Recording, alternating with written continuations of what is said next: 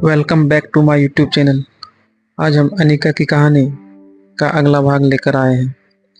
कुणाल जब कामिनी के घर आता है तो चिल्ला कर कहता है कि कहाँ गई वह मोटी लड़की, आज उसे हम छोड़ेंगे नहीं। उसने मुझे 2 घंटे तक धूप में एयरपोर्ट के बाहर खड़ा रखा है। कामिनी घबरा कर उसे अपने घर के अंदर ले जाता है और तरह तरह के बहाने बनाकर उसे पार्टी एंजॉय करने को कहता है। उसे शराब की बोतल भी देती है और एंजॉय करने को कहती है। इसके बाद कामिनी अनिका के पास जाती है और उसे घर से चले जाने को कहती है। अनिका फिर एक टैक्सी लेती है और उसमें बैठकर चली जाती है। तभी उसकी फूफा की बेटी प्रीति आती है और उसे गले लगा लेती है। फिर वह अपना होटल की ओर चल देती है। इधर कुणाल का गुस्सा अभी तक ठंडा नहीं हुआ था। तभी उसका ड्राइवर का फोन आता है और कहता है कि वह लड़की पैराडाइज होटल में ठहरी हुई है। वह बहुत खुश होता है। इस खुशी में वह शराब की बोतल खोलकर मुंह में लगा लेता है और खूब एंजॉय करने लगता है, क्योंकि उसे अब यह विश्वास हो गया था कि वह लड़की अब फिर दोबारा मिल जाएगी।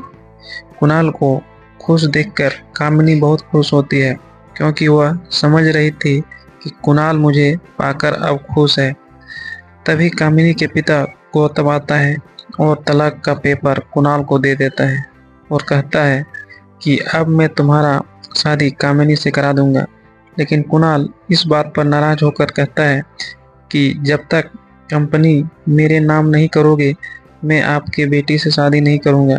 और वह शराब की सारी बोतल अपने मुंह में डाल देता है और वहां से निकल जाता है।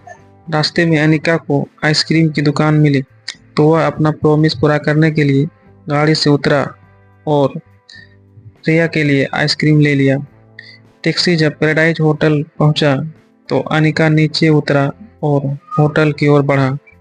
तभी कुछ लोग आकर अनिका को घेर लेता है और उसका पूरा बैग चेक करने लगता है।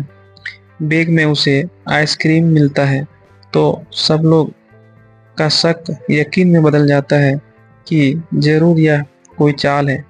इसका मतलब यह है कि वह उसके बेटे के माध्यम से रोहित तक पहुंचना चाहता है। अनिका को कुछ समझ में नहीं आ रहा था कि यह सब क्या चल रहा है। तभी रोहित वहां पहुंचता है। उसका शरीर सुडौल और बहुत ही हैंडसम था। अनिका ने उसका फोटो पहले ही देखा था, इसलिए उसे पहचान गया। तब अनिका ने रोहित से कहा, देखो रोहित, ये सब क्या हो रहा है? मैं पुलिस कंप्लेन करूंगी। आप अपने कप, आप अपने कंप्लेंट के साथ ऐसा व्यवहार नहीं कर सकते हैं। अनिका के मुंह से रोहित का नाम सुनकर सब आश्चर्यचकित रह गए और उन्हें अब पूरा विश्वास हो गया कि जरूर यह सोची समझी साजिश है कि उसके बेटे के माध्यम से रोहित को पाने का। तब रोहित ने अनिका से कहा, देखो, तुम मेरे बेटे से दूर रहो। तुम जानते होंगे कि मेरे बेटा के सिवा कोई नहीं है और मैं शादी भी नहीं करना चाहता हूँ, ताकि मेरे बेटे को किसी भी तरह की तकलीफ नहीं हो। यह सब बातों को सुनकर अनिका को अजीब सा लग रहा था, लेकिन वह ज़्यादा कोई बहस नहीं करना चाहता था, इसलिए वह वहां से तुरंत निकल जाती है और लिफ्ट से ऊपर चली गई। रोहित ने अनिका की खूबसूरती देखकर उसे भी कुछ होने लगा। वह बार बार उसे घूर कर देख रहा था।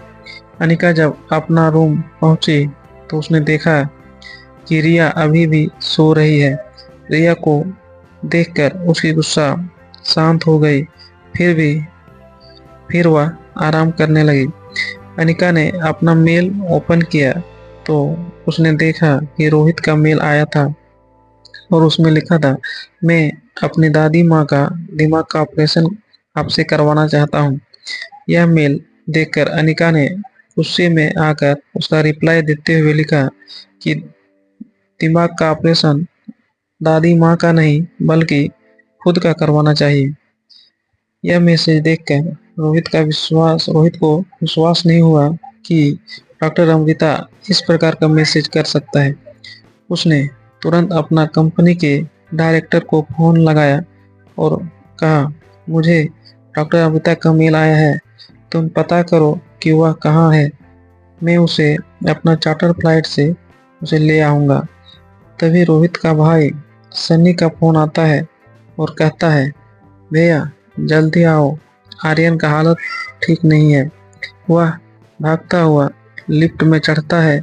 जब लिफ्ट ऊपर पहुंची तो वह दौड़कर अपना रूम में गया और देखता है कि आर्यन गहरी नींद में सो रहा है और नींद में ही बोले जा रहा है, मम्मा आइसक्रीम, मम्मा आइसक्रीम। इस कहानी को आगे सुनने के लिए कृपया हमारे चैनल को सब्सक्राइब करके बेल आइकन को ऑन कर लें ताकि आने वाले वीडियो का नोटिफिकेशन आपको मिल सके। धन्यवाद।